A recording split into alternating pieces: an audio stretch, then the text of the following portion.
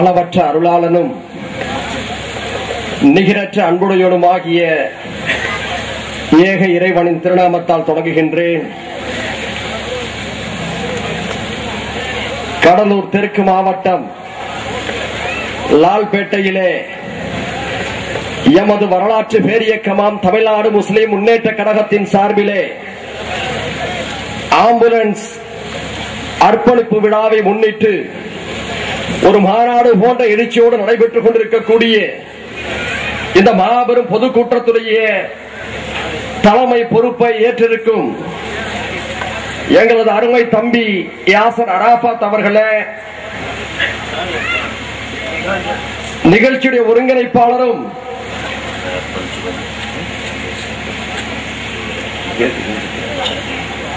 அருமை சகோதரர் மெஹராஜுதீன் அவர்களே, முன்னிலை வகித்துக் கொண்டிருக்கக்கூடிய தாய் கழகத்துடைய மாவட்ட செயலாளர் அமானுல்லா அவர்களே, மாவட்ட பொருளாளர் முகமது அய்யூப் அவர்களே, கடலூர் வடக்கு மாவட்ட மாமக செயலாளர் அன்பு சகோதரர் மதார்ஷா அவர்களே, கடலூர் வடக்கு மாவட்ட பொருளாளர் ஜாகிர் ஹுசேன் அவர்களே, மாவட்ட துணை செயலாளர் ஹெச் அப்துல் சமத் அவர்களே, மாவட்ட துணை செயலாளர் ஆசிக் முகமது ஆசிக் அவர்களே, நகர தலைவர் முகமது ஹாரிஸ் அவர்களே, பேரூராட்சி மன்ற துணைத் தலைவர் எஸ் அகமது அலி அவர்களே, மனிதநேய வணிகர் சங்கத்துடைய மாவட்ட செயலாளர் இக்ரமுல்லா அவர்களே, டி ஏ ஜாஃபர் அலி அவர்களே மற்றும் முன்னிலை வகித்துக் கொண்டிருக்கக்கூடிய கழகத்தின் பல்வேறு நிர்வாகிகளே, எனக்கு முன்னாலே உரையாற்றிவிட்டு அமர்ந்திருக்கக்கூடிய கடலூர் வடக்கு மாவட்ட செயலாளர் அருமை சகோதரர் ஷேக் தாவூத் அவர்களே, முன்னாள் மாநில துணை செயலாளர், என்றும் எப்போதும் பொறுப்புகள் இருந்தாலும் இல்லாவிட்டாலும் களப்பணி ஆற்றும் அருமை சகோதரர் எஸ் எம் ஜின்னா அவர்களே, எழுச்சியுரை ஆற்றிவிட்டு அமர்ந்திருக்கக்கூடிய மாநில இணை பொதுச் செயலாளர் நண்பர் ஹாரூன் ரஷீத் அவர்களே, நிறைவுரையும் சிறப்புரையும் ஆற்றவிருக்கக்கூடிய சமுதாய தலைவர் மௌலவி ஜே.எஸ். ரிஃபாய் அண்ணன் அவர்களே, அலைகடல் லால்பேட்டைக்குள் புகுந்து விட்டதோ என்று ஆச்சரியப்படக்கூடிய அளவிற்கு பொங்குமா கடல் என திரண்டு கொண்டிருக்கக்கூடிய சகோதர சகோதரிகளே, அஸ்ஸலாமு அலைக்கும் வரஹ்மத்துல்லாஹி வபரகாத்துஹு. லால்பேட்டைக்கு என்று ஒரு வரலாறு உண்டு. கண்ணியமிகு காயிதே மில்லத் இஸ்மாயில் சாஹிப் அவர்களின் காலம் தொட்டு இன்று வரை சமுதாய எழுச்சியின் அடையாளத்தை தன்னகத்தை வைத்துக் கொண்டு சமுதாயத்துக்கு சமரசமற்று யார் பணியாற்றினாலும் அவர் பின்னாலே அணி திரண்டு ஆதரவளிக்கக்கூடிய பெருமனம் கொண்ட பொதுமக்கள் நிறைந்து வாழக்கூடிய ஒரு ஊர் லால்பேட்டை. தீண்டேரி கோட்டை என்று சொல்வார்கள். இந்த ஊருடைய மதரசா தென்னிந்தியாவின் புகழ்பெற்ற மதரசாக்களில் ஒன்று. இங்கும் பாடம் பயின்றவர்கள் உலகெங்கிலும் தங்களுடைய சிறப்பான மார்க்க பணிகளை செய்து கொண்டிருக்கிறார்கள். வரலாற்றை தன்னகத்தை கொண்ட ஊர். ஆங்கிலேயர்களுக்கு எதிராக படை திரட்டி ஆங்கிலேயர்களை குடைநடக்க செய்த மாவீரன் ஹைதர் அலி படை நடத்திய பொழுது இப்பகுதியிலும் அவன் முகாமிட்டு சென்றான் என்பது வரலாறு. ஆங்கிலேயர்களிடம் பணியாற்றி பின்னாளிலே அதே ஆங்கிலேயர்களின் குரல் வலையை நெருக்க துணிந்த மாவீரன் மருதநாயகம் இப்பகுதியை வலம் வந்த பொழுது அவருடைய படை பட்டாளங்கள் வலம் வந்த பகுதிகளிலே லால்பேட்டையும் உண்டு. இப்படி வரலாறை தன்னகத்தை கொண்டிருக்கக்கூடிய இந்த லால்பேட்டையில் தான் வரலாற்று சிறப்புமிகு தமிழ்நாடு முஸ்லிம் முன்னேற்ற கழகம் ஒரு எழுச்சிமிகு பொதுக்கூட்டத்தை நடத்திக் கொண்டிருக்கிறது. ஒரு பொதுக்கூட்டம் ஒரு சிறிய மாநாட்டை போல் மிகுந்த எழுச்சியோடு இங்கே நடைபெற்றுக் கொண்டிருக்கிறது என்று சொன்னால் இந்த வரலாற்று சாதனையை தமிழகத்திலே தமிழ்நாடு முஸ்லிம் முன்னேற்ற கழகத்தால் மட்டுமே நடத்த முடியும். எத்தனையோ இயக்கங்கள் இன்று களம் புகுந்திருக்கிறார்கள். எனக்கு முன்னாலே பேசிய அண்ணன் ஜின்னா அவர்கள் சொன்னார்கள், மயிலை பார்த்து வான்கோழி ஆட்டம் போட முடியாது, வான்கோழி எல்லாம் மயிலாக முடியாது, கோட்டான்கள் குயிலாக முடியாது, பூனை புலியாக முடியாது, எல்லோரும் தமிழ்நாடு முஸ்லிம் முன்னேற்ற கழகத்தின் தொண்டாக முடியாது. வரலாற்றை அதன் பாதையில் அல்ல, வரலாற்றை எங்களுடைய பாதையிலே அழைத்துச் செல்லக்கூடிய வல்லமை தொண்டர்களுக்கு உண்டு. அதனால்தான் ஒரு பொதுக்கூட்டம் இன்று மிகுந்த எழுச்சியோடு நடைபெற்றுக் கொண்டிருக்கிறது. எங்கெங்கும் இளைஞர்கள், தாய்மார்கள், மாணவர்கள், பெரியவர்கள் என்று சமுதாயத்தின் சகல தரப்பினரும் எங்கே அமர்ந்திருக்கிறார்கள். ஒரு எழுச்சி எப்படி இருக்க வேண்டும் என்பதற்கு எடுத்துக்காட்டாக லால்பேட்டை திகழ்ந்து கொண்டிருக்கிறது. இன்று லால்பேட்டையை மையப்படுத்தி யார் யாரோ அரசியல் செய்யலாம், களம் அமைக்கலாம் என்றெல்லாம் கனவு கண்டு கொண்டிருக்கிறார்கள். கனவு காண்பது எல்லோருக்கும் உரிமை, அதை யாரும் தடுத்து விட முடியாது. ஆனால் செயலாற்றுவது என்பது சாதாரண விஷயம் அல்ல. ஒரு பெரும் எழுச்சி எங்கே நாம் கட்டமைத்திருக்கிறோம் என்று சொன்னால் இதன் பின்னாலே 17 ஆண்டு கால வரலாறு உண்டு, 17 ஆண்டு கால தியாகங்கள் உண்டு. நேற்று பெய்த மழையில் முளைத்த காளான்கள் நாங்கள் அல்ல, நேற்று பெய்த மழையில் முளைத்த காளான்கள் நாங்கள் அல்ல. 17 ஆண்டு காலமாக ரத்தத்தாலும் வியர்வையாலும் நாங்கள் எழுதிய வரலாற்றை இன்று சமுதாயத்திலே தூக்கி உயர்த்தி பிடித்துக் கொண்டிருக்கின்றோம். இன்று ஒரு பெருந்திரள் மக்கள் கூட்டம் இங்கே கூடுகிறது என்று சொன்னால் இது சாதாரண விஷயம் அல்ல. பல்லாயிரக்கணக்கான சகோதரர்கள் இன்று வீறு கொண்டு எழுந்திருக்கிறார்கள் என்று சொன்னால் அவர்களின் பின்னாலே கடந்த கால தியாகங்கள் உரங்களாக இருந்திருக்கின்றன. நினைத்து பார்க்கிறோம். 50 பேரை வைத்த பொதுக்கூட்டங்கள் நடத்திய காலங்கள் உண்டு, 100 பேரை வைத்த ஆர்ப்பாட்டங்கள் நடத்திய காலங்கள் உண்டு, 500 பேரை மட்டுமே திரட்டி பேரணிகள் நடத்திய காலங்கள் உண்டு. அப்பொழுதெல்லாம் இந்த வரலாற்று பேரியக்கம் லட்சக்கணக்கான மக்களை வென்றெடுக்கும், லட்சக்கணக்கான மக்களின் ஆதரவை பெறும் என்று யாரும் கருதவில்லை. நாம் தனித்து களமாடுகிறோம். சின்னஞ்சிறார்கள் நம் பின்னே இருக்கிறார்கள். நமது குடும்பத்தைச் சேர்ந்த பெண்கள் நம்மளோடு அணிதிரண்டு வருகிறார்கள். சமுதாயத்துக்காக பணியாற்றுகிறோம். ரப்புல் ஆலமீன் நமக்கு உதவி செய்வான் என்ற அந்த தன்னகரற்ற அந்த துஆவோடு தான் நாங்கள் களப்பணியாற்றினோம்.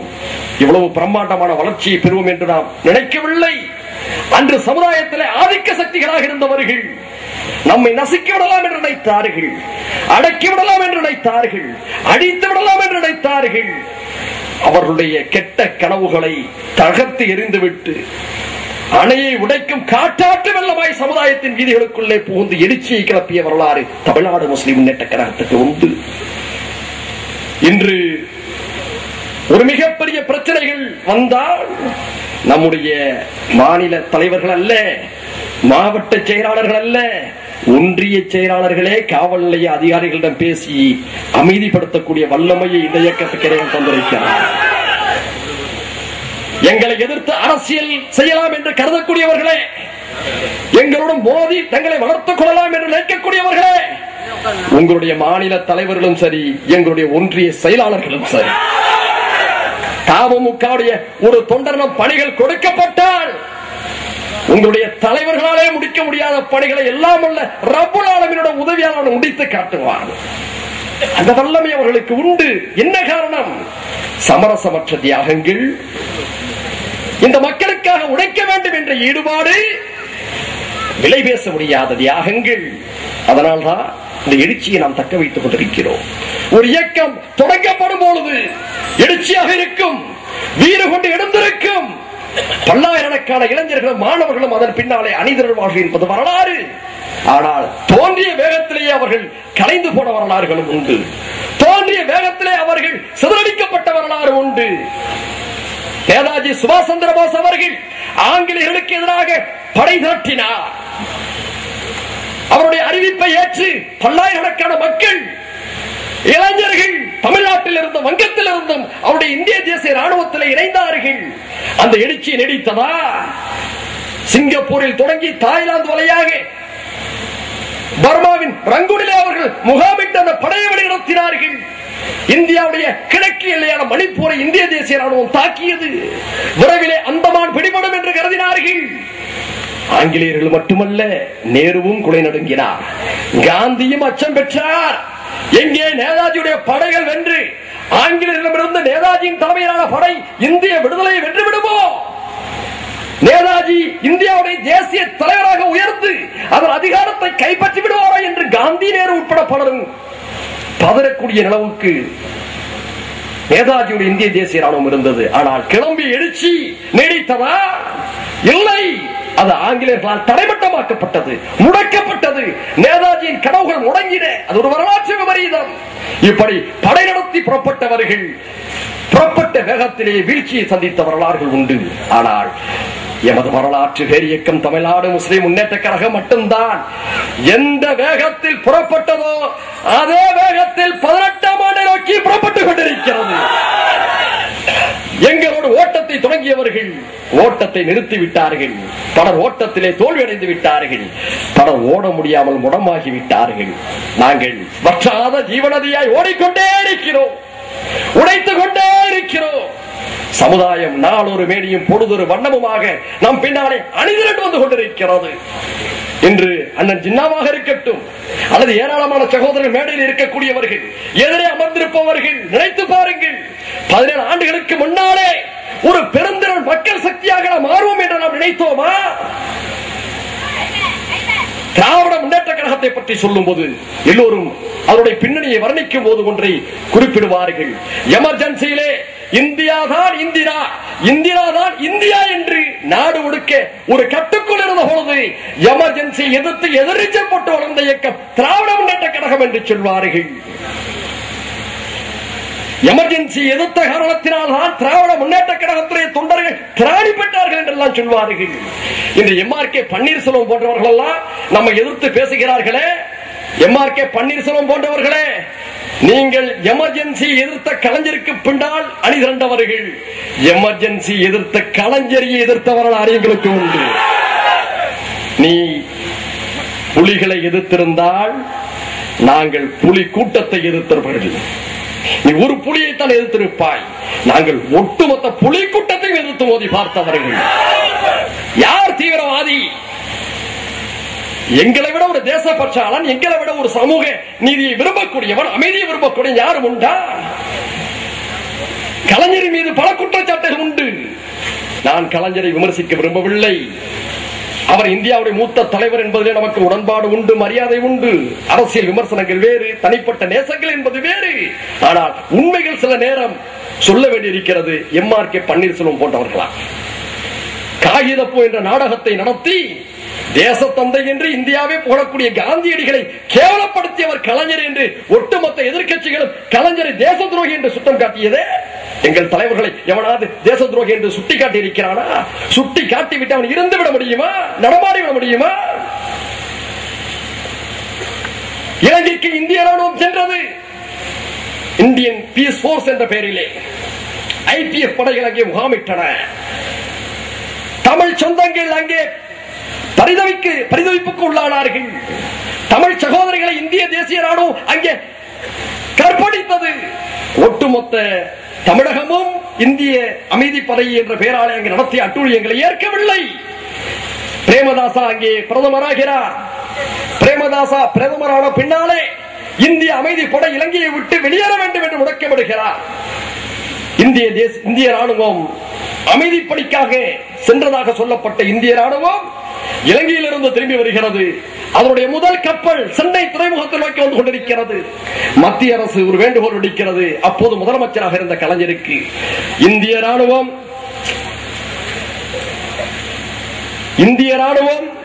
இலங்கையிலே அமைதிப்படிக்காக சென்றுவிட்டு தாயகம் திரும்பி கொண்டிருக்கிறது. துறைமுகத்திலே முதலமைச்சர் என்ற அடிப்படையிலே நீங்கள் சென்று வரவேற்க வேண்டும் என்று சொன்னார்கள். நான் இந்திய அமைதிப்படையை வரவேற்க செல்ல மாட்டேன் என்று மறுத்துவிட்டு இந்திய ஒற்றுமைக்கு சவால் விட்டவர் இந்த கலைஞர். நாங்கள் அத்தகைய தேச விரோத செயல்களுக்கு துணை நின்றோமா? இந்திய ராணுவத்தை அவமதித்தோமா? இந்திய ராணுவம் தவறு செய்தால் அதை தட்டிக்கோப்போம் என்பது வேறு விஷயம். தீவிரவாதி என்றும் பிரிவினைவாதி என்றும் அடிக்கடி இந்த வார்த்தைகளை உபயோகப்படுத்துவதற்கு யாருக்கு இந்த மண்ணிலே அதிகாரம் இல்லை. ஆங்கிலேயர்கள் பகத்சிங்கை தீவிரவாதி என்று சொன்னார்கள். இந்திய வரலாறு பகத்சிங்கை மாவீரர் தேசப்பற்றவர் என்று போட்டிக் கொண்டிருக்கிறது. ஆங்கிலேயரை எதிர்த்த நேதாஜியை பிரிட்டன் மகாராணிகள் நேதாஜி ஒரு தீவிரவாதி என்று சொன்னார்கள். இன்று இந்திய வரலாறு நேதாஜி மாவீரராக போட்டிக் கொண்டிருக்கிறது. யாரெல்லாம் ஆதிக்க சக்திகளால், ஏகாதிபத்திய சக்திகளால், பன்னாட்டு முதலாளிகளால் தீவிரவாதிகள் என்று முத்திரை குத்தப்படுகிறார்களோ காலம் அவர்களை மாவீரர்களாக அந்தந்த தேசத்தின் புகழுக்கு சொந்தக்காரர்களாக மாற்றுகிறது. சேக்வாரா தென் அமெரிக்க நாடுகளிலே படை நடத்தினான். ஏகாதிபத்தியத்துக்கு எதிராக சேக்வாரா நடத்திய படைகள் வீர சாதனைகள் இன்று பக்கம் பக்கமாக புத்தகங்களாக வந்து கொண்டிருக்கின்றன. அந்த சேக்குவாராவை அமெரிக்காவுடைய உளவு உரைகள் அர்ஜென்டினாவின் காடுகளிலே சுட்டு வீழ்த்தின. அந்த சேக்குவாராவை தீவிரவாதி என்று அமெரிக்கா சொன்னது இன்று உலகின் பெரும்பாலான நாடுகளில், இடதுசாரி சிந்தனைகள் வளர்ந்து கொண்டிருக்கக்கூடிய நாடுகளில், மூன்றாம் உலக நாடுகளில் சேக்குவாரா ஒரு வரலாற்று பெருவீரனாக காட்டப்படுகிறார். எனவே யாரையும் தீவிரவாதி என்று சொல்லாதீர்கள். அர்த்தங்கள் இன்று திசை மாறிக் கொண்டிருக்கின்றன. பன்னீர்செல்வம் போன்ற அரைக்குறை அரசியல்வாதிகள் வாய்க்கு வந்ததை எல்லாம் பேசிவிட்டு செல்ல முடியாது. காரணம், பன்னீர்செல்வம் அவர்களே, காலம் ஒரு நாள் மாறும். இதே லால்பேட்டையிலே ஒரு கூட்டம் நடைபெறும். இன்ஷா அல்லாஹ் அதே கூட்டத்திலே ஏறி மனிதநேய மக்கள் கட்சி தமுகவுடைய ஆதரவு எங்களுக்கு வேண்டும் என்று நீங்கள் கேட்கக்கூடிய காலம் வரத்தான் போகிறது. அதை இந்த மக்கள் பார்க்கத்தான் போகிறார்கள். அரசியல் என்பது ஒரு சக்கரம். மேலே இருப்பவர்கள் கீழே வருவார்கள், கீழே இருப்பவர்கள் மேலே வருவார்கள். அரசியலில் நிரந்தர நண்பர்களும் இல்லை, நிரந்தர எதிரிகளும் இல்லை. எதிர்காலத்தை மறந்துவிட்டு காலம் காலமாக மாறிக்கொண்டிருக்கக்கூடிய அரசியல் கணக்குகளை புரியாமல் வாய்க்கு வந்தபடி யாரையும் பேசிவிட முடியாது. நாங்கள் ஒரு ஜனநாயக சக்திகள். இந்த மண்ணிலே தமிழ்நாடு முஸ்லிம் முன்னேற்ற கழகம் மட்டும் வேறொன்று வளராமல் போயிருந்தால் தமிழ்நாடு சுடுகாடாக இருக்கும், ரத்த ஆறு ஓடிக்கொண்டிருக்கும். இந்த மண்ணிலே ராமகோபாலன் போன்ற மதவெறியர்கள் நாங்கள் உயிரினும் மேலான ஒரு சக்தியாக கருதக்கூடிய நபிகள் நாயகம் ஸல்லல்லாஹு அலைஹி வஸல்லம் அவர்களையும் அவர்களது குடும்பத்தாரையும் கேவலமாக ராமகோபாலன் பேசிய போது இந்த மக்கள் கொந்தளித்தார்கள். காவல்துறையும் உளவுத்துறையும் அரசாங்கங்களும் அதை அனுமதித்தன, தடுக்கவில்லை. கற்பில் சிறந்தவள் கதிஜாவா கன்னிமேரியா என்று பகிரங்கமாக பட்டிமன்றம் நடத்தி இந்த மண்ணை அமளிக்கலாக்கியவர்கள் ராமகோபாலன் போன்றவர்களை வெறித்தனமான பேச்சு தானே கோவையிலே அல்லுமா போன்ற இயக்கங்களையும் கோவை பாஷா போன்றவர்களையும் உருவாக்கியது. அடிக்கு அடி, குத்துக்கு குத்து, தாக்குதலுக்கு பதில் தாக்குதல் என்ற பெயரிலே ஒரு கூட்டம் இந்த சமூகத்திலே கோப ஆவேசத்தோடு பொங்கி எழுந்ததற்கு யார் காரணம்? சட்டம் தன் கடமையை செய்யாமல் போனது காரணம். ராமகோபாலன் போன்றவர்களுடைய மோசமான வெறி பேச்சுகள் ஒரு காரணம். இதற்கெல்லாம் முடிவு வராதா? இந்த அட்டுழியங்களில் நிறைவு பெறாதா? மதவெறி பேச்சுகள் தடை செய்யப்படாதா? அதை தடுப்பதற்கு ஒரு தலைமை வராதா? இயக்கம் வளராதா என்று இந்த சமுதாய மக்கள் காத்திருந்த நேரம் பழனி பாபா அவர்கள் தன்னுடைய பதிலடி பிரச்சாரங்களின் மூலம் ஒரு பக்கம் எதிர்வினையாற்றினாலும் அவை நிரந்தர தீர்வுகளை தராது. நிரந்தர தீர்வுகளை தரக்கூடிய மாற்று வழிகள் யோசிக்கப்பட வேண்டும் என்று பலரும் கருதி கொண்டிருந்த காலகட்டத்தில் தான் பாபர் மசூதி இடிப்பு இந்திய ஜனநாயகத்தை கேவலப்படுத்திய ஒரு நிகழ்வு, இந்திய மதச்சார்பின் இதயத்தின் மீது ஈட்டியை பாய்ச்சிய ஒரு நிகழ்வு. அந்த பாபர் மசூதி இடிப்பை தொடர்ந்து இடித்தவர்கள் பாதுகாப்பான நிலையில் இருந்தார்கள். அதை எதிர்த்தவர்கள் சிறைக்கு செல்லக்கூடிய நிலை. அப்பாவி முஸ்லிம் இளைஞர்கள் நாடு முழுக்க கைது செய்யப்பட்டார்கள், சிறை கொட்டடியிலே அடக்கப்பட்டார்கள், கடுமையான தாக்குதலுக்கு உள்ளானார்கள். கேட்க நாதி இல்லை. தமிழகத்திலே அப்போது முதலமைச்சராக இருந்த செல்வி ஜெயலலிதா அம்மையார் அவர்களுடைய ஆட்சி தடா சட்டத்தின் கீழ் எண்ணற்ற முஸ்லிம் இளைஞர்களை கைது செய்தார்கள். இம் என்றால் சிறைவாசம், ஏன் என்றால் வனவாசம் என்று சொல்வார்களே, அதுபோல் உரிமைக்கு குரல் எழுப்பிய முஸ்லிம் இளைஞர்கள் கைது செய்யப்பட்டார்கள். பல இடங்களிலே கலவரம், நாகூரிலே கலவரம், ராமகோபாலன் கைது செய்யப்படவில்லை, பழனி பாபா கைது செய்யப்பட்டார்கள். மறுக்க முடியுமா? இப்படி வன்முறைகளை தூண்டிவிடுபவர்கள் பாதுகாப்பாகவும் அதற்கு எதிர்வினையாற்றக்கூடியவர்கள் சிறையிலே தள்ளப்படக்கூடியவர்களாகவும் இருந்தார்கள். தடா சட்டம் தன் கொடிய நகங்களை இந்த சமுதாயத்துக்கு எதிராக பாய்ச்சியது. அந்த நேரத்தில் தான் இதற்கு ஒரு தீர்வு வேண்டும்.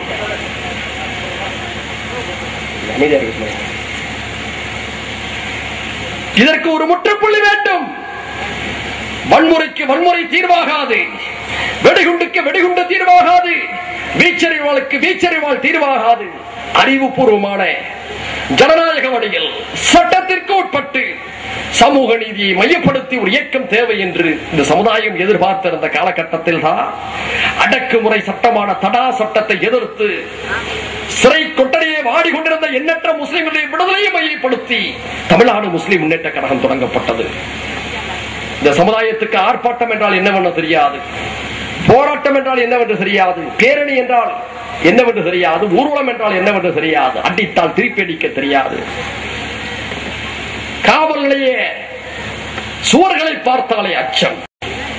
காக்கி சூருடை அணிந்தவர்கள் யார் வந்தாலும் பதற்றம். போலீசுடைய ஜீப் வந்தால் வீடுகளுக்குள் ஓடி ஒழியக்கூடிய அப்பாவிகளாக பதற்றம் நிறைந்தவர்களாக இந்த சமுதாயம் இருந்தது. ஒரு ஊரிலே கலவரம் என்று சொன்னால் சுற்று வட்டார ஜமாத்தார்கள் எல்லாம் சேர்ந்து வந்து நிவாரணப் பணி செய்வதற்கோ, தடுப்பதற்கோ, அதிகாரிகளை சந்திப்பதற்கோ, முறையிடுவதற்கோ அமைப்பாக திரளாத நிலை. இந்த நிலையில் தான் தமுமுக தொடங்கப்பட்டது. நம்முடைய சமுதாய தலைவர் அண்ணன் ஜெயஸ்ரீ இங்கே இருக்கிறார். அவரெல்லாம் சிறையிலே இருந்த நேரத்தில், அவரை போன்றவர்கள் எல்லாம் சிறையிலே இருந்த நேரத்தில் இந்த சமுதாயத்திலே இனியும் யாரும் அப்பாவிகள் கைது செய்யப்படக்கூடாது. இனி எந்த முஸ்லிமும் அரச வன்முறைக்கு பலியாகிவிடக் கூடாது. அரச நெருக்கடிகளுக்கு பலியாகிவிடக் கூடாது. அரசு அடக்குமுறைகளுக்கு ஜனநாயக வழியிலே பதில் சொல்லக்கூடிய அளவுக்கு கிளர்ந்து எட வேண்டும் என்று திட்டம் தீட்டி தமுமுகவை தொடங்கி ஆர்ப்பாட்டங்கள், போராட்டங்கள் நினைத்து பார்க்கிறோம். 50 பேர் எங்களுடைய ஆர்ப்பாட்டத்துக்கு வந்தால் பெரிய விஷயம். 100 பேர் நம்முடைய ஊர்வலத்துக்கு வந்தால் பெரிய விஷயம். மேலப்பாளையத்திலே முதலாக தடா எதிர்ப்பு பேரணி, அதனைத் தொடர்ந்து சென்னையிலே ஒரு பேரணி ஊர்வலம். இன்று சாதாரணமாக ஊர்வலம் என்று 2 மணி நேரத்துக்கு முன்பாக அறிவித்தாலும் கூட ஒரு 2000 பேர் தந்து வரக்கூடிய ஒரு எழுச்சி இறைவன் நமக்கு தந்திருக்கிறான். அன்று அப்படி அல்ல. நம்முடைய தலைவர்களை கைது செய்தால் கேட்க நாதி இல்லை. நம்முடைய தொண்டர்கள் தாக்கப்பட்டால் குரல் இருப்பதற்கு ஆள் இல்லை. அநாதைகளை போல அந்த இயக்கத்தை சேர்ந்தவர்கள் வளம் வந்தோம்.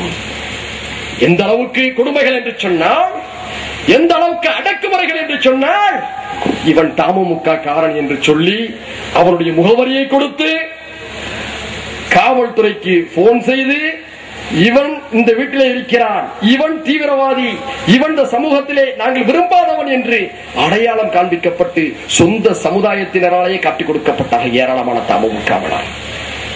இந்த இயக்கத்திலே இணைந்து போராட்டங்களிலே பங்கேற்று சமுதாய உணர்வுகளுக்காக தன்னை அர்ப்பணித்த காரணத்திற்காக எத்தனை ஆயிரம் சகோதரர்கள் தங்கள் குடும்பங்களில் இருந்து எதிர்க்கப்பட்டார்கள் தெரியுமா? வீடுகளில் இருந்து புறக்கணிக்கப்பட்டார்கள் தெரியுமா? தாங்கள் வேலை செய்யும் இடத்திலிருந்து முதலாளிகளால் துரத்தப்பட்டார்கள் தெரியுமா? அதைவிட வேதனை. தாங்கள் அருமையாய் ஆசையாய் இந்த வீட்டிலே சம்பந்தம் பேசி இந்த மணமகளுக்கும் அடுத்த 6 மாதத்திலே திருமணம் என்றெல்லாம் பேசி வைத்திருப்பார்கள். அவன் தமுமுகவில் இணைந்து சமுதாய பணி செய்தான் என்ற காரணத்திற்காக எத்தனை சகோதரர்களுடைய இனிய திருமண வாழ்வு ரத்தாகி வேறு பெண்ணை பார்த்து திருமணம் செய்யக்கூடிய அளவுக்கு நிகழ்வுகள் ஏற்பட்டது எத்தனை பேருக்கு தெரியும்? சாதாரண தியாகங்களா? கருப்பு சட்டை போட்டு ஒருத்தவன் சாலையிலே வந்து விட்டால் போதும், அவனை அடையாளம் கட்டுவார்கள். டிசம்பர் 6 என்றால் போதும். அதுவும் இந்த கடலூர் சிதம்பரம் பகுதி மறக்க முடியாத ஒரு பகுதி. அலையலையாய் மக்கள் டிசம்பர் 6 போராட்டங்களில் அணிதிரண்டு செல்வதற்காக புறப்படுவார்கள். அன்று சிறைச்சாலை செல்வதென்றால் நமக்கெல்லாம் மகிழ்ச்சி. ஏனென்றால் அரசாங்கத்தின் செலவிலேயே ஒரு செயற்குழுவையும் பொதுக்குழுவையும் கூட்டிவிடக்கூடிய தைரியம் நமக்கு அப்போது இருந்தது. ஒவ்வொரு சிறைச்சாலையிலும் நாம் கூடிய பொழுது அவைத்தான் நமக்கு செயற்குழுக்கள், பொதுக்குழுக்கள், தெருவியா முகாம்கள். அடக்குமுறைகளை எதிர்த்து வளர்வதிலே அப்போது நமக்கு ஒரு பெருமிதம் இருந்தது. நாகப்பட்டினத்திலிருந்து, மயிலாடுதுறையிலிருந்து, திருவாரூரிலிருந்து, இப்படி இந்த கிழக்கு கடற்கரை சாலை பகுதிகளிலிருந்து மக்கள் அலையலையாய் திரண்டு சென்னை நோக்கி புறப்படுவார்கள். கடலூர் அருகிலே, சிதம்பரம் அருகிலே வாகன சோதனைகள் நடைபெறும். அவன் தாடி வைத்திருப்பான். உடனடியாக காவல்துறை பேருந்தை நிறுத்தி நள்ளிரவிலே 1 மணிக்கும் 2 மணிக்கும் கைது செய்யும். இந்த அளவுக்கு செல்போன்கள் அப்போது இல்லை. தொலைபேசியில் கூட வீட்டுக்கு வீடு இருக்காது. போராட்டத்துக்கு புறப்பட்டு சென்ற நம் ஊரை சேர்ந்த இன்னார் சென்று சேர்ந்தாரா என்ற தகவல் ஊரில் இருக்கக்கூடிய சகக்கிளை நிர்வாகிகளுக்கு தெரியாது. அவர்கள் நினைத்திருப்பார்கள் நம்முடைய சகோதரர்கள் சென்னைக்கு டிசம்பர் 6 அடக்குமுறைகளை மீறி தடைகளை உடைத்து பங்கேற்க புறப்பட்டிருக்கிறார்கள், இந்நேரம் சென்னை சேர்ந்திருப்பார்கள் என்று நினைத்துக் கொண்டிருப்பார்கள். அந்தோ பரிதாபம். சிதம்பரம் அருகே, கடலூர் அருகே நள்ளிரவிலே வாகன சோதனை என்ற பெயராலே தடுத்து நிறுத்தப்பட்டு அவர்கள் கடலூர் சிறையிலே பூட்டப்பட்டிருக்கும் செய்தி அவர்களுக்கு தெரியாது. போராட்டம் முடிந்து 3 நாட்களாகியும் திரும்பவில்லையே என்று பதறும்போதுதான் தெரியும் அவர்களுக்கு. நம்முடைய சகோதரர்கள், களத்துக்கு சென்ற சகோதரர்கள், போர்க்களத்துக்கு சென்ற சகோதரர்கள் போகின்ற வழியிலேயே தடுத்து நிறுத்தப்பட்டு சிறைச்சாலைக்குள்ளே அடைக்கப்பட்டு 1 வாரம் அவர்கள் சிறையில் இருந்து விட்டு வருகிறார்கள் என்ற செய்தி ஊருக்கு வந்த பின்னால் தான் தெரியும். சாதாரண தியாகங்களா? ஒருவனுக்கு 2 நாளுக்குரிய ஆடைகளை மட்டுமே எடுத்து வந்திருப்பான். மடை கொட்டு மடையிலே போராட்டங்கள் நடக்கும். ஒரு ஆடை நினைந்துவிடும், பையிலே வைத்திருக்கக்கூடிய இன்னொரு ஆடையும் நினைந்துவிடும். காவல் நிலையத்திலே அவர்கள் அழைத்துச் செல்லப்பட்டு எத்தனை நாள் சென்று திருப்பி அனுப்பப்படுவார்கள் என்று தெரியாது. ஈரத்துணியோடு சிறைக்கு சென்று ஈரத்துணியை கட்டிக்கொண்டே வாழ்ந்து தங்களுடைய கடமை நிறைவேறிய மகிழ்ச்சியிலே வெளியே வரக்கூடிய சகோதரர்கள் அவர்கள் பெருமிதத்தோடு வெளியே வருவார்கள். இவையெல்லாம் நம்முடைய கடந்த கால வரலாறுகள், கடந்த கால தியாகங்கள். அப்போது சிறைக்கு சென்றால் நான் மரியாதை, சிறைக்கு சென்று நம்முடைய உணர்வுகளை பரிமாறிக்கொண்டால் நான் மரியாதை. காவல் நிலைய சுவர்களை பார்த்து அச்சம் கொண்ட சமுதாயம், காக்கி சீருடர்களை கண்டு பதறி ஓடிய சமுதாயம், தமிழ்நாடு முஸ்லிம் முன்னேற்ற கழகத்தை தொண்டர்களுடைய தியாகங்களுக்கு பின்னால் தான் காவல் நிலையத்துக்கு சென்று நீதி கேட்டது. தவறுகளை செய்யக்கூடிய காவல் நிலைய அதிகாரியுடைய சட்டையை பிடித்து உலுக்கியது. என் சகோதரனை ஏன் அடித்தாய், என் வேதிக்குள் ஏன் நீ அத்துமீறி நுழைந்தாய் என்று கேள்வி கேட்கக்கூடிய துணிச்சலை இந்த சமுதாயத்துக்கு பெற்று தந்த வரலாற்று பேர் இயக்கம் தமிழ்நாடு முஸ்லிம் முன்னேற்ற கழகம். மறுக்க முடியுமா? இன்று தடி எடுத்தவரெல்லாம் தண்டல்காரனாக மாறிவிட்டு நானும் சமுதாயத்துக்காக பணியாற்றுகிறேன் என்று ஒரு கொடியை தூக்கி கொண்டு வீதிகளுக்குள் ஓடி வரக்கூடியவர்களே, நீங்கள் வீதிகளுக்கு ஓடி வரக்கூடிய தைரியத்தையும் தந்த பேர் இயக்கம் தமிழ்நாடு முஸ்லிம் முன்னேற்ற கழகம். இன்று மானமரியாதையோடு வாழ்ந்து கொண்டிருக்கின்றோமே, யோசித்து பாருங்கள். இங்கே விழுப்புரம் தெற்கு மாவட்டத்துறை செயலாளர் பாமக செயலாளர் முகமது அலி இருக்கிறார். ஒரு சமுதாய பணிக்காக காவல் நிலையத்துக்கு செல்கிறார். அந்த அதிகாரி இவர் மீது தாக்குதலை நடத்துகிறார். விட்டோமா? தாக்குதல் நடத்திய அதிகாரியின் மீது நடவடிக்கை எடுத்த பிறகுதான் தமிழ்நாடு முஸ்லிம் முன்னேற்ற கழகம் அமர்ந்தது. கடந்த காலத்திலே 17 ஆண்டுகளுக்கு முன்னால், 18 ஆண்டுகளுக்கு முன்னால் இதெல்லாம் சாத்தியமா? நடைபெற்றதா? இல்லை. தமிழ்நாடு முஸ்லிம் முன்னேற்ற கழகம் வந்த பின்னால் தான் இன்று ராமகோபாலுடைய வெறி பேச்சுகள் எங்காவது இருக்கிறதா? ராமகோபாலுடைய பட்டிமன்றங்கள், கற்பில் சிறந்தவள் கதிஜா, கன்னிமரியா என்று பேசக்கூடிய துணிச்சல் இருந்தது. இன்று அது போன்று பட்டிமன்றங்கள் எங்காவது நடைபெறுகிறதா அல்லது நடத்தத்தான் முடியுமா? எதிரிகள் குலை நடுங்கும் அளவுக்கு இந்த சகோதரர்கள் தியாகம் செய்தார்கள். நம்முடைய தியாகம் எதிரிகளை அச்சுறுத்தியது. பகை எவ்வளவு பெரிய உயரத்தில் இருந்தாலும் அவற்றின் கடுத்தை நெறிக்கும் ஆற்றல் எங்களுக்கு உண்டு என்று களத்திலே நிரூபித்தவர்கள் தமிழ்நாடு முஸ்லிம் முன்னேற்ற கழகத்தினர். இன்று வன்முறை ஏவிய கூட்டம் வன்முறையை கைவிட்டு வேறு ஜனநாயக பாதை நோக்கி செல்லக்கூடிய அளவுக்கு நிலை மாறி இருக்கிறது. எதிரிகளுக்கு பதிலடி தந்தால் மட்டும்தான் இதற்கு தீர்வு என்று கருதிய நம்மில் சிலர், வேண்டாம், வெடிகுண்டுக்கு வெடிகுண்டு தீர்வாக முடியாது, வீச்செறிவாளுக்கு வீச்செறிவாள் தீர்வாக முடியாது என்று உணர்ந்து தமிழ்நாடு முஸ்லிம் முன்னேற்ற கழகம் காட்டிய ஜனநாயக பாதையின் பக்கம் வந்தார்கள்.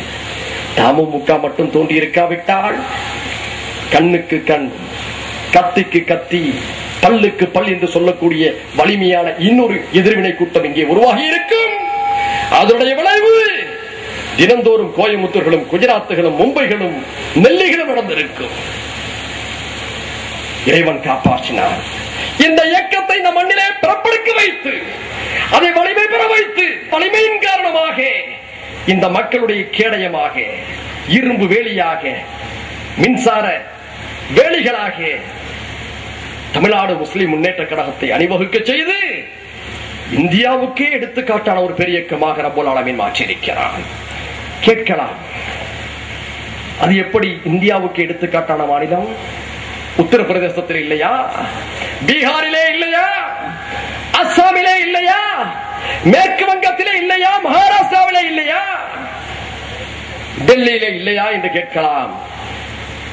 ஓரளவு இந்தியாவுடைய மாநிலங்களை சுற்றி வந்தவன் என்ற அடக்கத்தோடு சொல்கிறேன், தமிழ்நாடு முஸ்லிம் முன்னேற்ற கழகத்தை போன்ற இயக்கம் இந்தியாவின் எந்த மாநிலத்திலும் இல்லை என்பதுதான் உண்மை.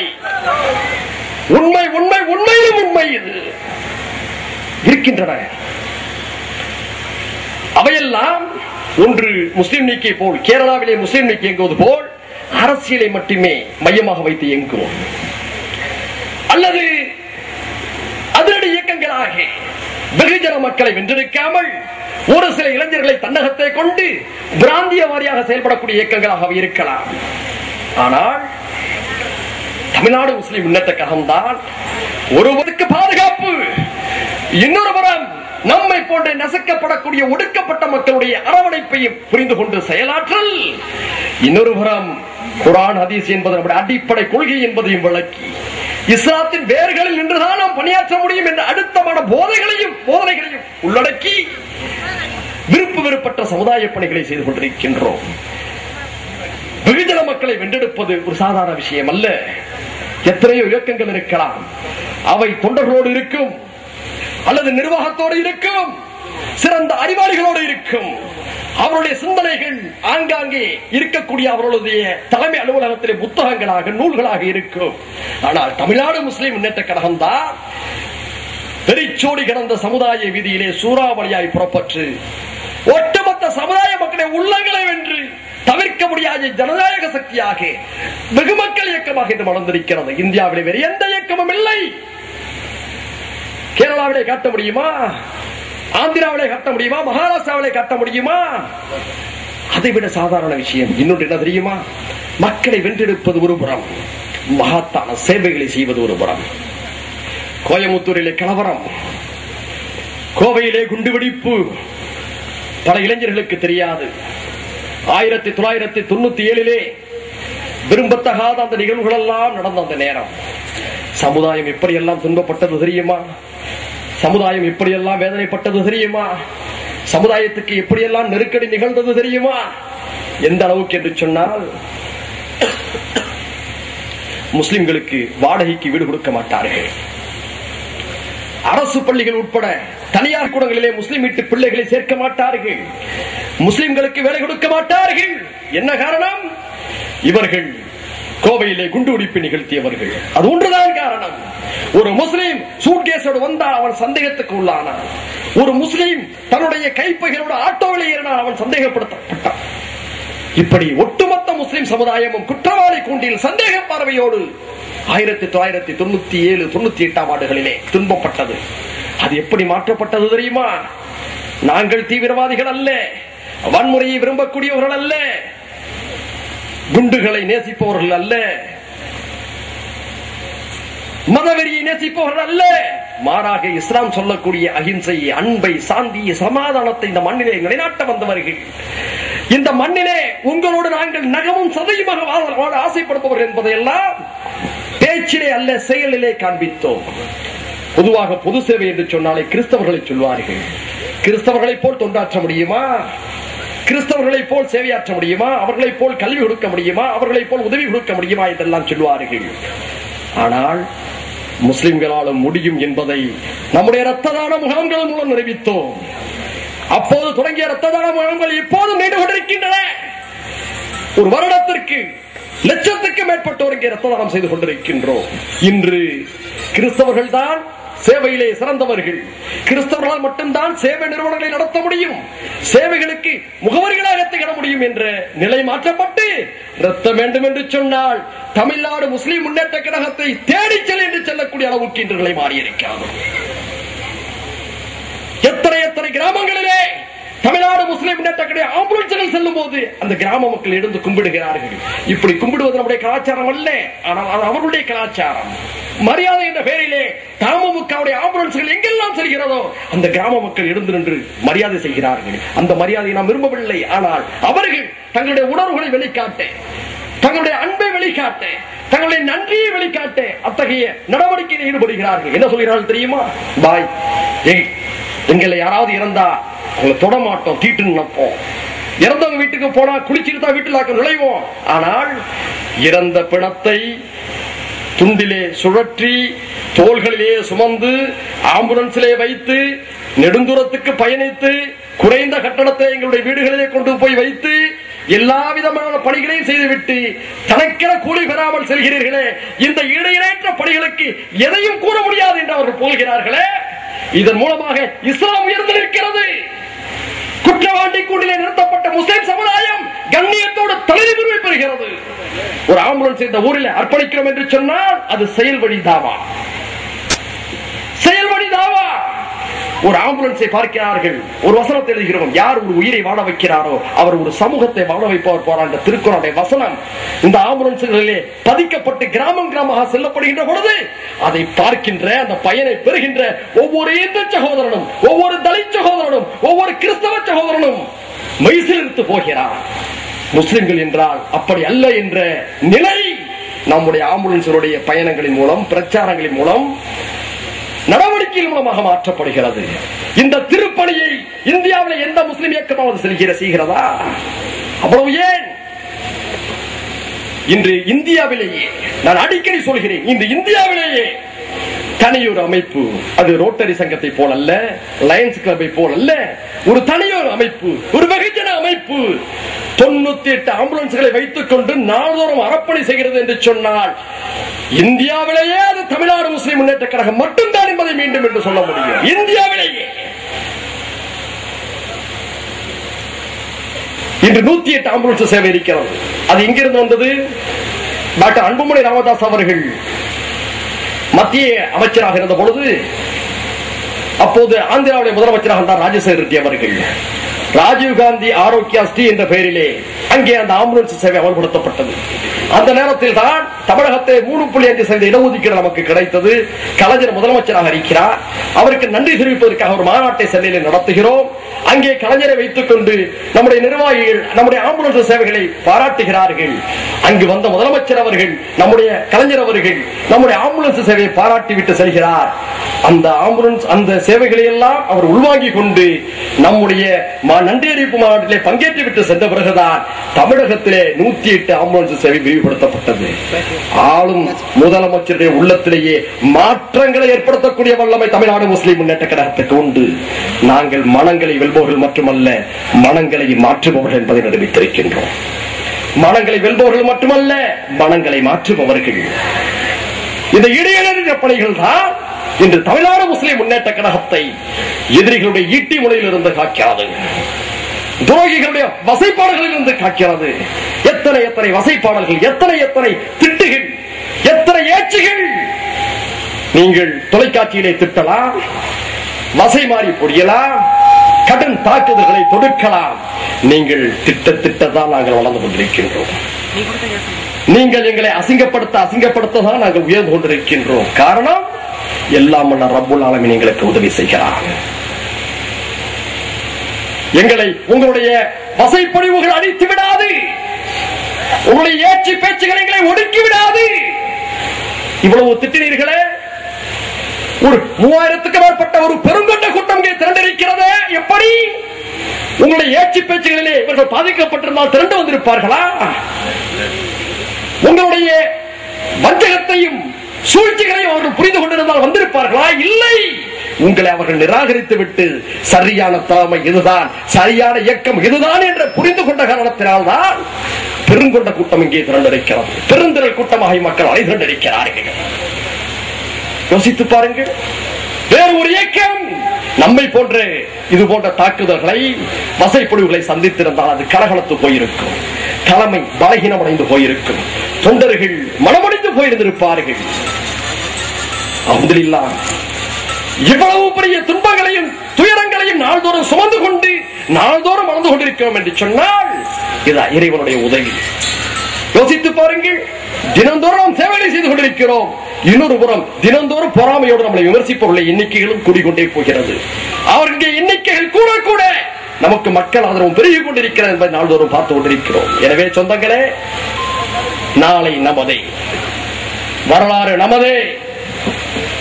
17 ஆண்டுகளை நிறைவு செய்து 18ஆம் ஆண்டை நோக்கி நாம் பயணித்துக் கொண்டிருக்கின்றோம்.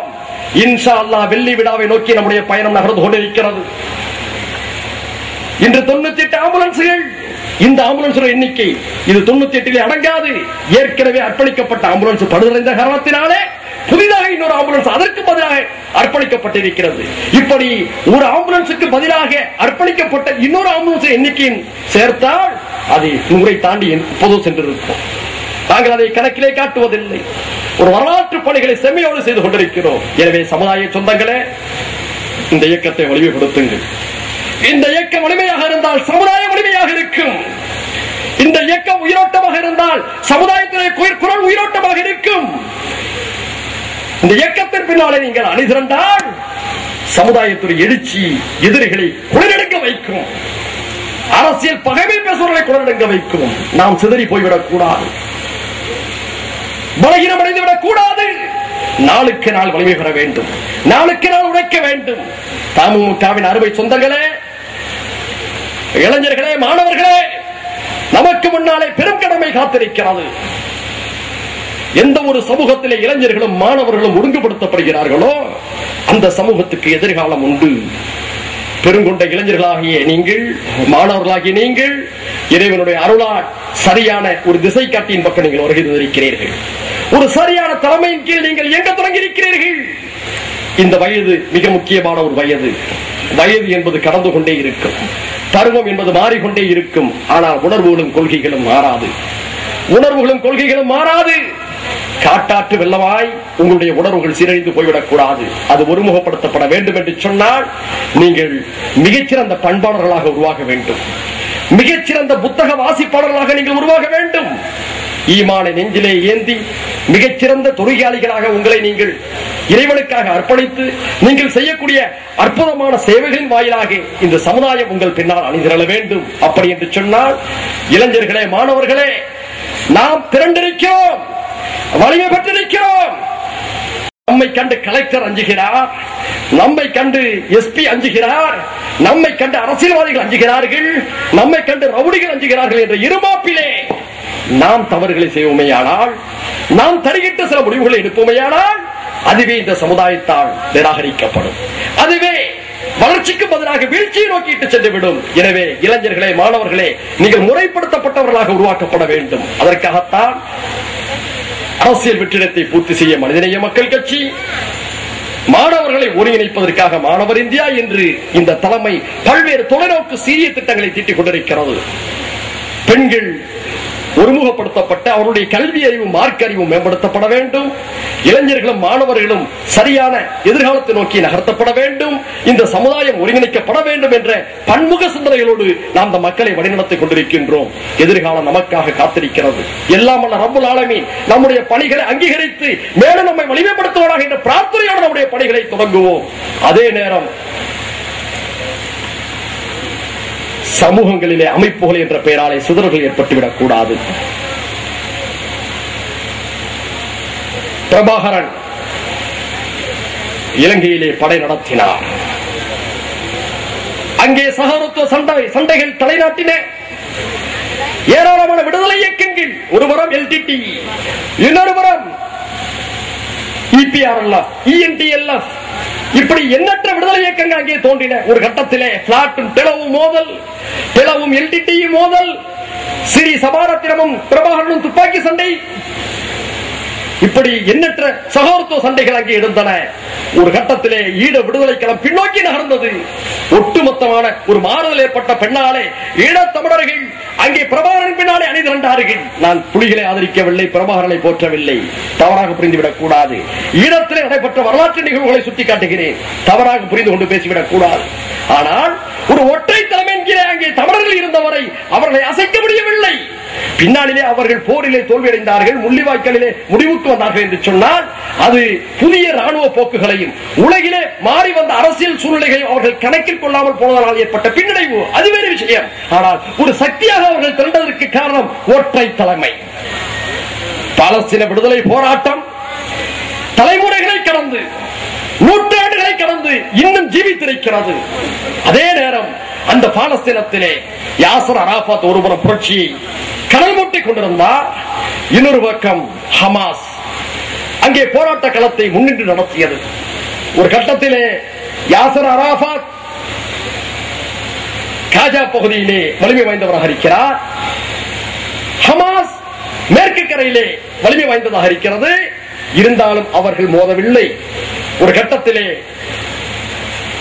ஹமாசுடைய தலைவர் ஷேக் அகமது யாசின் அவர்களும் பாலஸ்தீன விடுதலை இயக்கத்திலே தலைவர் புரட்சியாளர் யாசர் அரபாத் அவர்களும் சந்தித்துக் கொள்கிறார்கள். கண்ணத்தோடு கண்ணம் வைத்து பாலஸ்தீன ஸ்டைலிலே தங்களுடைய அன்பை பரிமாறிக் கொள்கிறார்கள். வெளியே பத்திரிகையாளரும் யாசர் அரபாத் அவர்கள் சொல்கிறார்கள், நாங்கள் ஒரு பறவையின் இரு சிறகுகளை போன்றவர்கள் என்று சொன்னார்கள். நாங்கள் ஒரு பறவையின் இரு சிறகுகளை போன்றவர்கள் என்று சொன்னார்கள். களத்திலே வெவ்வேறாக இருக்கலாம், அமைப்பு ரீதியாக அடிமாறி இருக்கலாம். ஆனால் நாங்கள் இருவரும் ஒரே நோக்கத்துக்காக போராடக்கூடியவர்கள். ஒரு பறவையின் இரு சிறகுகள் என்று இலக்கிய நயம்பட கூறினார்கள். இதை எதற்காக சொல்கிறேன் என்று சொன்னால், நாங்கள் மட்டுமே அமைப்பாக இருக்க வேண்டும் என்று சொல்லவில்லை. ஆனால் அரசியல் தலைமை ஒன்றாக இருக்க வேண்டும். பல இயக்கங்கள் இருக்கலாம், தவறில்லை. அனைத்து நற்பணிகளையும் ஒரே இயக்கம் தான் ஆற்ற முடியும் என்று சொல்லவில்லை. ஒவ்வொரு இயக்கமும் ஒவ்வொரு நற்பணிகளை செய்யலாம். அதன் மூலமாக சமூகமும் பொதுமக்களும் நற்பயன்களை ஈட்டலாம், அடையலாம், தவறில்லை. ஆனால் ஒன்றை அழித்துவிட்டு இன்னொன்றை உருவாக்க வேண்டும் நினைத்தால் அது தவறு. சில தப்பு கணக்கு போடுகிறீர்கள். எங்களை அணைத்துவிட்டு நீங்கள் தீபத்தை ஏற்றலாம் என்று கருதுகிறீர்கள். எங்களை கல்லறையிலே புதைத்துவிட்டு உங்களுடைய பீடங்களை எடுப்பலாம் என்று கருதுகிறீர்கள். அது தப்பு. நீங்கள் கொட்டி கிடக்கும் செங்கல், நாங்கள் கட்டி முடிக்கப்பட்ட கோபுரம். இந்த யதார்த்தத்தை புரிந்து கொள்ளாமல் தேவையற்ற மோதல்களை நீங்கள் ஏற்படுத்தினால் அதனால் இந்த சமூகத்திலே பதற்றங்கள் உருவாகும், சர்ச்சைகள் உருவாகும், மோதல்கள் உருவாகும். நாங்கள் இது விரும்பவில்லை. ஒரு முஸ்லிமுடைய ரத்தம் இன்னொரு முஸ்லிமுக்கு ஹராம் என்று நபிகள் நாயகம் ஸல்லல்லாஹு அலைஹி வஸல்லம் அவர்கள் சொல்லியிருக்கிறார்கள். ஒரு முறை பள்ளியிலே தொழுது கொண்டிருந்த சஹாபாக்கள் தொழுதுவிட்டு வெளியே வரும்பொழுது முதுகிலே அம்புகளை சுமந்திருக்கிறார்கள். அங்கே ரசூல் ஸல்லல்லாஹு அலைஹி வஸல்லம் சொன்னார்கள், இந்த அம்புகள் கூர்மையான அம்புகளை மூடிக்கொண்டு வெளியே செல்லுங்கள். இந்த கூரிய அம்புகள் துயிலே ஈடுபட்டுக் கொண்டிருக்கக்கூடிய சக முஸ்லிமை பாதித்துவிடும், கீறிவிடக் கூடாது என்று சொன்னார்கள். ஒரு முஸ்லிமும் இன்னொரு முஸ்லிமும் ஒரு கட்டடத்தின் செங்கற்கள் என்று சொன்னார்கள். இணைப்பை, பிணைப்பை, ஒற்றுமையை நிலைநாட்டுவதற்காக சொல்லப்பட்ட செய்திகள், ஹதீஸ்கள். இன்று அதெல்லாம் மேடை பேச்சுக்கு பயன்படுகிறது, நடைமுறையில் இல்லையே. நாங்கள் ஒற்றுமையை விரும்புகிறோம், வேற்றுமையிலும் ஒற்றுமையை விரும்புகிறோம், வேற்றுமையிலும் ஒற்றுமையை விரும்புகிறோம். ஆனால் நீங்கள் என்ன நினைக்கிறீர்கள்? எங்களுடைய கரங்களை முடமாக்கிவிட்டு, எங்களுடைய கால்களை முடமாக்கிவிட்டு நீங்கள் மட்டும் ஓட்டப்பந்தயத்திலே ஓட வேண்டும் என்று நினைக்கிறீர்கள். யார் ஓட வேண்டும், யார் ஓட்டப்பந்தயத்திலே வெற்றி பெற வேண்டும் என்று நாம் தீர்மானிப்பதில்லை, வல்ல ரஹ்மான் தீர்மானிக்கிறான். யாருடைய தலைமையிலே இந்த சமூகம் நடைபெற வேண்டும் என்று தீர்மானிப்பவன் அவன். இன்று நாங்கள் வலிமை பெற்றிருக்கிறோம் என்று சொன்னால் அல்லாஹ் மிகப்பெரியவன். பிரதிபலன் பார்க்காமல் நாங்கள் செய்த பணிகள், உழைப்புகள் இந்த சமுதாயத்திலே அங்கீகாரத்தை பெற்று தந்திருக்கின்றன. அதே நேரம் கடந்த கால வரலாறுகளை நாங்கள் கொச்சைப்படுத்தவில்லை. கண்ணியத்திற்குரிய காயிதே மில்லத் இஸ்மாயில் சாஹிப் செய்த தியாகங்களை இன்று நாங்கள் மதிக்கிறோம். அவரை பின்பற்றி நாடாளுமன்றத்திலே சிங்கங்களாக வலம் வந்த இப்ராஹிம் சுலைமான் சேத் சாஹிப் அவருடைய தியாகங்களை மதிக்கிறோம். குலாம் முகமது பனாத்வாலா அவர்களுடைய தியாகங்களை மதிக்கிறோம். தமிழகத்திலே சிராஜுல் மில்லத் அப்துல் சமது சாஹிபாக இருக்கட்டும், சம்சுரை மில்லத் லத்தீப் சாஹிப் அவர்களாக இருக்கட்டும், ஷஹீத் பழனி பாபாவாக இருக்கட்டும், அனைவருடைய தியாகங்களை நாங்கள் மதிக்கிறோம். எதையும் நாங்கள் கொச்சைப்படுத்தவில்லை. ஒவ்வொருவரும் இந்த சமுதாயத்திற்கு வழிகாட்டுவதற்காக ஜீவ ஜோதிகளை தூக்கி கொண்டு களத்திலே ஓடி வந்தார்கள். நாங்கள் அந்த ஜீவ ஜோதிகளை அணைக்கவில்லை. அவர்கள் எந்த இடத்திலே ஓட்டத்தை நிறுத்தினார்களோ அதே இடத்திலிருந்து ஓடிக்கொண்டிருக்கின்றோம். புரிந்து கொள்ள வேண்டும். எனவே வரலாறு மாறாது, வாக்குகள் திரளாமல் வரலாறு மாறாது. திரண்டு எனும் பணியை நம்முடைய தாய் கழகம் செய்து கொண்டிருக்கிறது. வாக்குகளை திரட்டும் பணியை மனிதநேய மக்கள் கட்சி செய்து கொண்டிருக்கிறது. சமூகத்திலே உழைக்க ஒரு இயக்கம், அரசியல் வெற்றிடத்தை நிரப்புவதற்கு ஒரு கட்சி என்று அற்புதமான பணிகளோடு நம்முடைய பயணம் சென்று கொண்டிருக்கிறது. எல்லாம் வல்ல ரப்புல் ஆலமீன் நம்முடைய பயணத்தை வெற்றி பெறச் செய்வானாக என்று கேட்டுக்கொண்டு, நாம் சரிவுகள் இல்லாத பள்ளத்தாக்குகளில் நடப்பதில்லை, சவால்கள் இல்லாத களங்களை சந்திப்பதும் இல்லை என்று கூறி, காற்றில் உதிரக்கூடிய புளியம்பூக்களாக நாங்கள் இருக்க மாட்டோம். எதிரி என்னும் காண்டா மிருகத்தின் பிடரையை உழுக்கும் சிங்க குட்டிகளாக தொடர்ந்து இந்த மண்ணிலே களமாடுவோம் என்று கூறிக்கொண்டு விடைபெறுகிறேன். நன்றி வாகிறது. அல்ஹம்துலில்லாஹி ரப்பில் ஆலமீன். எல்லா புகழும் இறைவனுக்கே, இறுதி வெற்றி நமது அணிக்கே.